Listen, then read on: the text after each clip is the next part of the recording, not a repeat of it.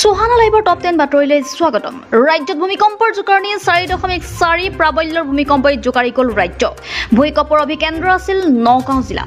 আহমেদাবাদত এয়াৰ ইণ্ডিয়াৰ বিমানত পুনৰ অথন্তৰ। লণ্ডন অভিমুখী AI-159 বিমানত যান্ত্ৰিক বিজুতি।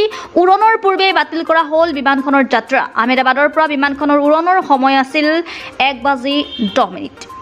নাওবৈচাৰ প্ৰাক্তন বিধায়ক সঞ্জয় ৰাজ চুবাৰ মৃত্যু। লালুক আদৰ্শ চিকিৎসালয়ত মৃত্যু হয় SR চুবাৰ। হোজাইত বিধ্বংসী অগ্নিকাণ্ড। নতুন বজাৰ এখন সুৰাৰ বিপণীত এই অগ্নিকাণ্ড। ভস্মীভূত প্ৰায় 15 লক্ষাধিক টকাৰ বিলাতী সুৰাৰ বটল। আৰু G7 বৈঠকত অংশ ল'বলৈ কানাডাত উপস্থিত প্ৰধানমন্ত্ৰী নৰেন্দ্ৰ মোদী। ছাইপ্ৰাছ ভ্ৰমণ সামৰি কানাডাত উপস্থিত হ'ল প্ৰধানমন্ত্ৰী।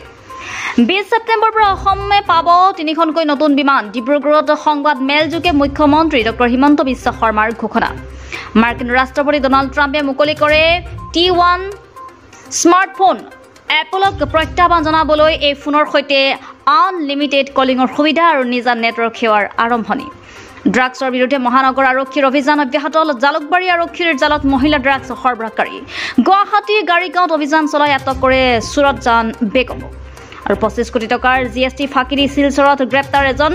GST বিভাগৰ অভিযানত ইছাক আহমেদক গ্ৰেপ্তাৰ। কুছিৰ ডিজিটেল পেমেণ্ট প্ৰাইভেট লিমিটেডৰ পৰিচালক ইছাক আহমেদ। মহানগৰীৰ ভঙাগড়ত পুনৰ যুৱতীৰ ৰহস্যজনক মৃত্যু। 21 বছৰীয়া স্পিতা দাসৰ মৃতদেহক লৈ চাঞ্চল্য। মানসিক নিৰ্যাতনৰ বলি হৈ চৰমপন্থা লোৱাৰ সন্দেহ পৰিয়ালৰ। আৰু এই আছিল আজিৰ সুহানা লাইভৰ টপ 10 বাতৰি। গতিকে এনেধৰণৰ বাতৰিসমূহ পাই থাকিবলৈ আপোনালোকে চাই থাকিব আপোনালোকৰ প্ৰিয় চেনেল সুহানা।